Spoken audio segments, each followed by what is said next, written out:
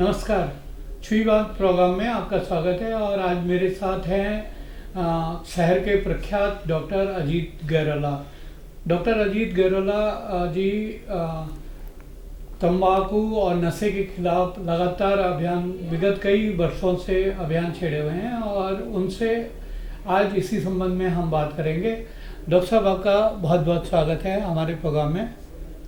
Doctor साहब, उत्तराखंड में युवाओं में, खासकर युवाओं में नशे की प्रवृत्ति बढ़ रही है, क्या कारण है? देखिए, तंबाकू एक ऐसी चीज़ है जिसका प्रचलन बहुत सालों से रहा है और अभी भी समाज में तंबाकू का लोग इस्तेमाल करते हैं। जहाँ तक उत्तराखंड का प्रश्न है, यहाँ पर करीब 36% लोग तंबाकू का इस्तेमाल करते हैं। और तंबाकू दो तरह का इस्तेमाल किया जाता है। एक तो वो जो कि हम धुएं के रूप में स्मोक वाला, जो बीड़ी, सिगरेट, हुक्का जो हम इस्तेमाल करते हैं, और दूसरा जो चबाने वाला, गुटखा, खैनी, इस तरह की चीज़ें जो आप तंबाकू इस्तेमाल करते हैं। इसके अलावा तंबाकू के कुछ और रूप भी हैं जो मंजन या उसके लोग उसके टूथपेस्ट वगैरह बना के और नस्वार के रूप में भी तंबाकू को लेते हैं। तो तंबाकू का इतिहास बहुत पुराना है और एक तरह से देखा जाए तो बहुत सालों से यहाँ पर तंबाकू का लोग इस्तेमाल करते आए, लेकिन उसका नुकसान कितना है ये अभी तक किसी को पता नहीं था। तो ये देखा गया कि तंबाकू एक बहुत सी बीमारियां हैं सारे शरीर में, चाहे वो हमारे सिर में हो चाहे पैर तक, पूरे शरीर को अफेक्ट करता है।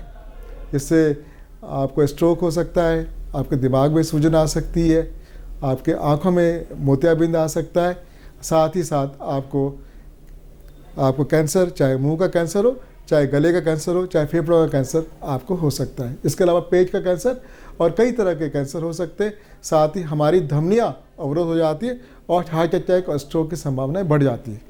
तो जब ये इतनी खतरनाक चीज़ है तो आखिर इसका हम प्रचलन क्यों ना रोकें?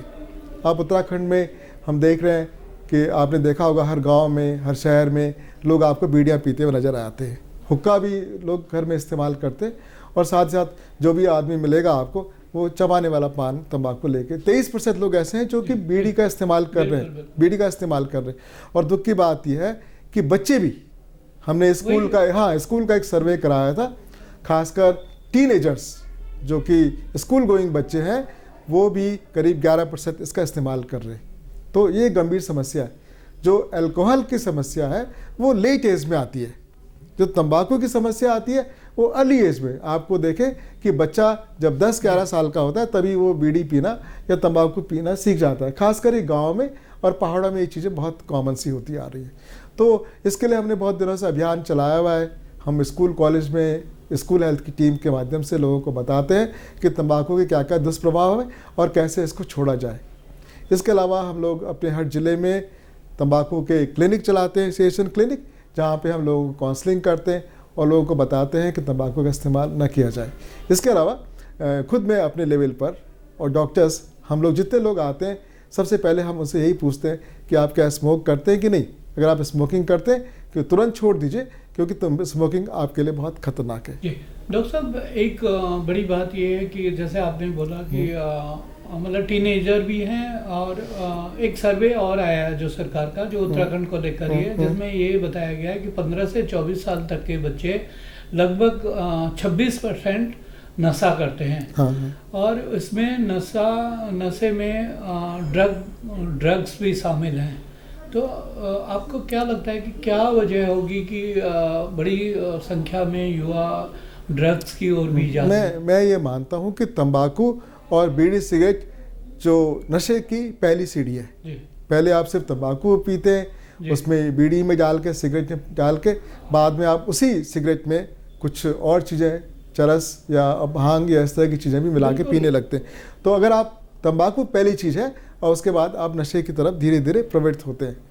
ये एक दुख की बात है कि हमारे उत्तराखंड में भी खासकर स्कूली बच्चों में और अच्छे स्कूल के बच्चों में भी एक चरस, गांजा, इस तरह का हुक्का भी ऐसे चल रहा है, उपयोग हो रहा है इसका। और स्कूल कॉलेज में तो आप ये देखेंगे कि ब्राउन शुगर और स्मैक, जिसको आप कह रहे हैं, जो कि बहुत महंगी होती है और जो बड़ी मुश्किल से नारकोटिक्स एक्ट में आता है, ये सब कुछ लोग बच्चे ले रहे हैं। इसके पूरे गैंग्स हैं, ऑर्गेनाइज्ड गैंग्स, जो बच्चों को सप्लाई करते हैं और बच्चे लेते हैं। इसके अलावा एक नए नए नशे लोगों ने और तरह के इजाद कर लिए हैं।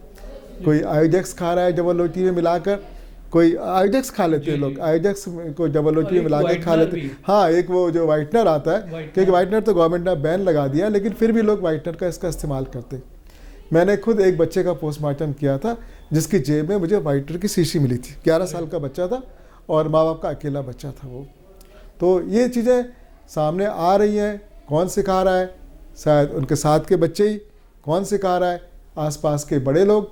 कौन सिखा रहा है? समाज के असामाजिक तत्व जो इनका अपना ग्राहक बनाना चाहते हैं और इनको बिगाड़ना चाहते हैं। तो सबसे बड़ी चीज़ ये होगी कि हम ये नशे के दुष्प्रभाव के बारे में एक काउंसलिंग करें, लोगों को जागरूक करें कि हम आपको ज़िंदगी देना चाहते, नशा नहीं। बिल्कुल। डॉक्टर साहब, एक बड़ा सवाल ये भी है, क्या न्यूक्लियर फैमिलीज जो बच्चा पेरेंट्स जॉब कर रहे हैं और बच्चे फिर अकेले में होते हैं, डिप्रेस होते हैं या गलत राह पर चले जाते हैं, क्या एक रीज़न ये भी है क्या? हाँ, ये भी एक रीज़न है। जो संयुक्त परिवार है उसमें बहुत सारे बच्चे होते हैं, उसमें बड़े होते हैं और सब लोग मिलजुल के एक दूसरे के सुख और दुख का सहभागिता करते हैं। अब जहाँ अकेला बच्चा है और अलग से रह रहा है तो हो सकता है उसकी पथभ्रष्ट होने की संभावनाएं बढ़ जाती हैं। आजकल यूट्यूब और कई तरह के इंटरनेट के माध्यम से लोग इस चीज़ को संपर्क में आ जाते हैं, लोगों को पता लग जाता है कि नशा किया जा सकता है। और आजकल तो ऑनलाइन मंगा रहे हैं लोग। आजकल ई सिगरेट्स एक तरह की आती है, वो जो है वो ई सिगरेट धुआं भी नहीं होता उसमें और ये आपको निकोटीन मिल जाता है। ई सिगरेट्स ऑनलाइन मंगवा देते, तो ऑनलाइन भी चीज़ें, नशे की चीज़ें मिल रही हैं। तो ये बड़े दुख की चीज़ है। बच्चे बता रहे हैं कि वो ऑनलाइन उन्होंने ई सिगरेट्स मंगवाई और उसको वो पी रहे हैं, तो ये भी एक दुख की बात। डॉक्टर साहब, एक जो एजुकेशनल इंस्टीट्यूशन है उसके आसपास सराउंडिंग में ये हुआ है कि गुटखा और इस नशीली चीज़ें नहीं बिकेंगी, इसके बावजूद शायद सभी जगह ऐसा हो रहा है, कोई रोक नहीं है, तो कैसे मतलब अपने बच्चों को बचाएं? 2005-06 में जो एक COTPA cigarette and other tobacco product act आया था, इसके अनुसार स्कूल कॉलेज के 100 मीटर की परिधि मतलब कॉलेज के चारों तरफ में आप किसी तरह की तंबाकू गुटखा की दुकान नहीं रख सकते हैं। लेकिन आज आपने देखा होगा कि इतनी ज़्यादा पॉपुलेशन हो गई है, इतने ज़्यादा स्कूल हो गए, शायद ही कोई ऐसा स्कूल होगा जिसके 100 मीटर के परिधि में कोई आपको दुकान नहीं मिलेगी। दूसरी बात ये कि आया था कि 18 साल से कम उम्र के बच्चे को आप नहीं देखें। मैं अपने घर के पास देखता हूँ, बच्चे आते हैं, स्कूटर से उतरते हैं, सिगरेट पीते हैं, उसके बाद आगे निकल जाते हैं। दुकानदार उनको रोकता है, ना कोई उनको मना करता है।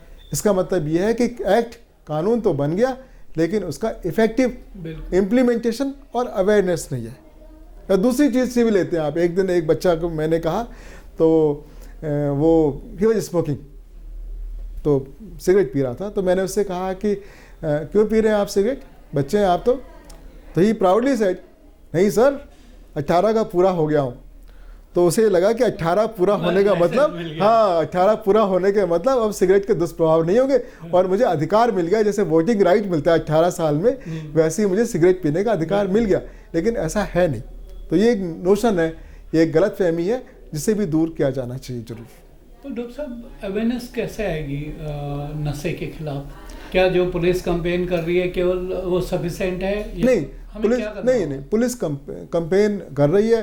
पुलिस का एक काम अच्छा है कि वो लोगों को बता रही है, लेकिन इसका सबसे बड़ा जो रोल है वो एजुकेशनल इंस्टीट्यूशन में है और सबसे बड़ा रोल है उसका पेरेंट्स को। अभी आप देखें, कई पेरेंट्स खुद अपने बच्चे को सिगरेट लेने के लिए भेजते हैं, जाओ सिगरेट लेके आ जाओ, मेरे लिए पान लेके आ जाओ, गुटखा लेके आ जाओ। जब माँ बाप ही खुद बच्चे को भेजेंगे तो बच्चा तो सीख ही जाएगा इस चीज़ को। और कभी भी किसी बच्चे के हाथ में इस तरह की चीज़ ना दे, क्योंकि बच्चे के मन में बहुत ज़्यादा क्यूरियोसिटी, उत्कंठा होती है और साथ ही सिगरेट पीने की जो इच्छा होती है, ये लगता है कि अगर मैं सिगरेट पीऊँगा तो मैं बड़ा दिखूँगा, मैच्योर दिखूँगा।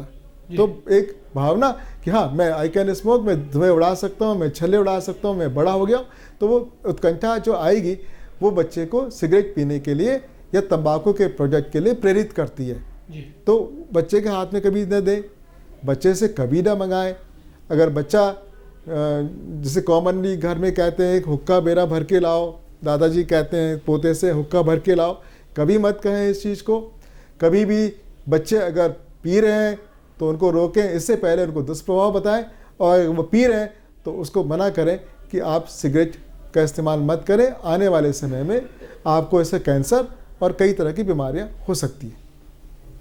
डॉक्टर साहब, जो स्कूल और कॉलेजेस के मैनेजमेंट, क्या उन्हें समय समय पर काउंसलिंग करवानी चाहिए? हाँ, बिल्कुल काउंसलिंग करानी चाहिए, बच्चों को दुष्प्रभाव के बारे में बताना चाहिए, साथ ही बच्चों को ये बताना चाहिए कि अभी आप छोटे हैं, आपका देखिए एक फूल की तरह से आपका शरीर है, अगर एक नाजुक फूल के ऊपर हम धुआं डालते हैं तो धुआं काला हो जाता है। अगर आप देखेंगे कि हम अपने फेफड़ों को क्या बना रहे हैं, हम अपने फेफड़ों को एक धुएं का रिजर्वायर बना रहे हैं, कार्बन पार्टिकल्स हम अपने आप को डाल रहे हैं। अगर आप स्मोकर का लंग देखेंगे तो बिल्कुल काला होता है, लेकिन अगर एक नॉन स्मोकर का लंग आप देखते हैं तो बिल्कुल फ्रेश रेडिश होता है, पिंक कलर का। तो ये फ़र्क पड़ जाता है, आपके जो कार्बन पार्टिकल्स हैं वो आपके लंग्स में डिपोजिट हो जाते हैं, और धीरे धीरे आपकी लंग की कैपेसिटी, आप देखो लोग खांसते रहते हैं, जरा सी सांस फूल जाती है। आप इस समय कोविड आ गया है, जिन लोगों को कोविड हो गया है उनको, अगर वह स्मोकर है तो उनको खतरा बहुत बढ़ जाता है। अगर आपको स्मोकिंग है तो आपको ट्यूबरकुलोसिस की संभावनाएं बढ़ जाती है। उत्तराखंड में ट्यूबरकुलोसिस क्यों ज़्यादा है? क्योंकि यहाँ पे स्मोकिंग ज़्यादा है। तो उत्तराखंड के लिए तो सबसे बड़ा अभिशाप अगर मैं मानता हूँ तो नशा है, चाहे वो बीड़ी सिगरेट का हो या किसी और चीज़ का। एक डॉक्टर साहब, एक बड़ा मुद्दा ये भी उभर कर आ रहा है, जो सर्वे आ रहे हैं नशे के उसमें, कि अब गर्ल्स भी इस उसमें शामिल हो गई। ये वाकई में बहुत दुख की बात है कि महिलाएं भी, पहले ये माना जाता था कि अशिक्षित महिलाएं, गांव की महिलाएं, नीचे तबके की महिलाएं स्मोक करती हैं। आज हाई सोसाइटी की महिलाओं के बीच में, पढ़े लिखे महिलाओं के बीच में स्मोकिंग की प्रवृत्ति बढ़ रही है। और महिला के लिए तो तंबाकू बहुत बुरा है, और साथ ही साथ अगर वो गर्भवती है तो बच्चे के अंदर कई तरह की विकलांगता आ सकती है, बच्चे का वजन कम होता है। ये जो आपने देखा होगा बच्चे जिनके ओंठ कटे हुए होते हैं या हार्ट की प्रॉब्लम होती है, ये इसलिए होता है कि माँ गर्भावस्था में तंबाकू का इस्तेमाल करती है। तो महिलाओं को तो बिल्कुल नहीं इसको आपको प्रोत्साहित करना चाहिए, बल्कि उनको कहा जाना चाहिए कि अगर आप चाहते हैं कि आपका बच्चा ठीक हो तो आप बिल्कुल भी स्मोक बिल्कुल ना करें, किसी तरह का तंबाकू का इस्तेमाल बिल्कुल भी ना करें। जैसे डॉक्टर साहब, एक आम धारणा है कि जी मैं टेंशन में हूँ और मैं कुछ नशा कर लेता हूँ, निकोटीन मुझे हेल्प करेगा, तो क्या आपको लगता है? नहीं, ये टेम्पररी नहीं, इससे निकोटीन का जो इफेक्ट है वो ये है कि एक टेम्पररी, बहुत कम समय के लिए आपको थोड़ा सा स्टिमुलेट कर देता है, एक वेल बीइंग की फीलिंग देता है। और डिस्ट्रैक्शन, जो मूल पलायन है ये कि अगर मैं परेशान हूँ तो मैं सिगरेट पीऊँगा, लेकिन क्या मेरी परेशानी सिगरेट पीने से दूर हो जाएगी? मेरी परेशानी दूर होगी उस समस्या को निपटाने से, उस समस्या का सॉल्व करने से।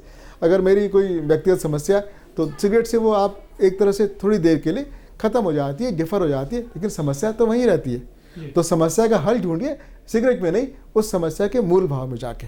बिल्कुल, मतलब अल्कोहल की प्रवृत्ति भी बहुत बड़ी है, और यंग जनरेशन तो इसको एक अपना स्टेटस सिंबल मानने लगी है। तो मतलब ये कितना हानिकारक है? अल्कोहल का प्रचलन इस समाज में बढ़ता जा रहा है। आज अगर आप देखेंगे तो एडल्ट पॉपुलेशन में, यानी 18 साल से लेके और 50 साल तक की, 60 साल की पॉपुलेशन में शायद ही कोई आदमी ऐसा मिलता हो जो अल्कोहल का इस्तेमाल न करता हो। आप किसी भी पार्टी में चले जाइए, आप गिन लीजिए कि 5 आदमी ऐसे हैं जो नहीं पी रहे और 95 आदमी पी रहे। इसके अलावा आप ये भी देखेंगे कि आज फैशन स्टेटमेंट बन गया है कि महिलाएं भी, चाहे वो किसी भी समाज की हो, वो भी अल्कोहल का, चाहे वो किसी और फॉर्म में, बियर के फॉर्म में, वाइन के फॉर्म में और वोदका के फॉर्म में ले रही हो, लेकिन महिलाएं भी आजकल अल्कोहल ले रही। कई बार लोग मुझसे कहते हैं आके, नहीं शराब तो नहीं पीते हम, लेकिन वाइन पीते हैं या ब्रांडी पीते हैं, या मैं बियर पी लेता हूँ, शराब नहीं पीता। लेकिन सच्चाई है कि परसेंटेज का फ़र्क है। बुराई तो बुराई है, चाहे 2% हो चाहे 10% हो चाहे 43% हो, परसेंटेज से फ़र्क है। जी, जी। तो चोरी है, आपने 2 रुपए की चोरी की, 50 रुपए की चोरी की, वो तो अपने आप में बुरी बात है। तो अल्कोहल आपकी सामाजिक स्थिति को ख़राब करता है, आपके शरीर को ख़राब करता है, आपकी आर्थिक स्थिति को ख़राब करता है। आपने देखा होगा कि कितना ज़्यादा इकोनॉमिक स्ट्रेस उस फैमिली के ऊपर आ जाता है जिसका मालिक रात दिन शराब पीता है। जी। तो ये शराब के मैं तो बहुत ज़्यादा इसके दिनों से प्रयास कर रहा हूँ, लेकिन अभी इसके मुझे लगता है कि उत्तराखंड में इसके प्रयास मेरे अभी अधूरे हैं।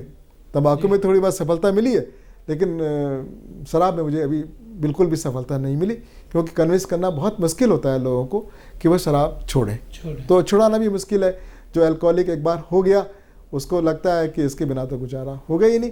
लेकिन हमारे अल्कोहल जो इस तरह के केसेस हैं उनके लिए क्लिनिक्स बनते हैं, उनका डी एडिक्शन क्लिनिक होता है, चाहे वो अल्कोहल का हो चाहे वो नारकोटिक्स का हो, ये जो ओपियम का जो चरस गांज पांजा जो है ये कहते हैं ये भांग, हाँ नशा मुक्ति केंद्र नहीं, 2 तरह की चीज़ें हैं, 2 तरह की चीज़ इसमें 2 तरह की चीज़ें हैं। एक तो ये कि जो आपको काउंसलिंग दे रहे हैं, ओपीटी बेसिस पे काउंसलिंग दे रहे हैं ना, तो लेकिन जब आप देख रहे हैं कि ये ठीक नहीं हो रहा है, इसको बहुत ज़्यादा विड्रॉल सिम्टम हो रहे हैं, बहुत ज़्यादा इसको तकलीफ है, तो आप नशा मुक्ति केंद्र की तरफ उनको ले जा रहे हैं। लेकिन नशा मुक्ति केंद्र भी साइकोलॉजिकल ट्रीटमेंट देते हैं, वो भी काउंसलिंग करते हैं, और इसमें रिलैप्स भी हो जाता है। अगर आपने किसी को 1 महीने नशा मुक्ति केंद्र में रख दिया और आपने घर भेज दिया उसको, उसके बाद 2 महीने अगर वो नहीं पीता है तो हो सकता है कि 3 महीने 4 महीने बाद फिर वो आ जाए आपके रिलैप्स होके। रिपीटेड रिलैप्सेस भी इसमें काफ़ी कॉमन है। तो एक इस तरह की थेरेपी हमको डेवलप करनी चाहिए कि जिसमें रिलैप्स ना हो। अगर आपने छोड़ दिया तो छोड़ दिया। मैं आपको एक एग्जांपल देता हूँ। पीपल कोटी में मैं एक उसमें टबैको के बारे में बता रहा था, तो बता रहा था मैं कि अब बीड़ी नहीं पीनी चाहिए, नहीं पीनी चाहिए। सडनली एक वृद्ध व्यक्ति खड़े हुए और उन्होंने मुझे जोर से चिल्ला के कहा, सीएमओ साहब ये लीजिए, आज से ये बीड़ी बंद। तो वो जो उसने बीड़ी फेंकी है ना, वो संकल्प है उसका, उस आदमी का संकल्प है कि आज से मैं बीड़ी, वो आदमी कभी नहीं पिएगा, क्योंकि उसके अंदर स्ट्रांग भावना आ गई है दिल से कि मुझे बीड़ी पीनी ही नहीं है। तो संभव है कि वो छोड़ दे। लेकिन जो आदमी हाँ आज छोड़ूंगा, कल छोड़ूंगा, परसों छोड़ूंगा, नहीं मंगलवार से छोड़ दूंगा, शायद वो आदमी कभी नहीं छोड़ेगा। जी, संकल्प की जरूरत है आपको एक। बिल्कुल डॉक्टर साहब, आपका धन्यवाद कि आपने इतनी बहुत अहम जानकारियाँ दी हैं, और आपका ये अभियान जारी रहेगा, है ना, उम्मीद है। नशा छोड़िए और जिंदगी चुनिए। नशा छोड़िए, जिंदगी चुनिए। बिल्कुल। अगले सप्ताह किसी अन्य हस्ती के साथ किसी और मुद्दे पर आपसे फिर रूबरू होंगे। तब तक ले नमस्कार। Thank you.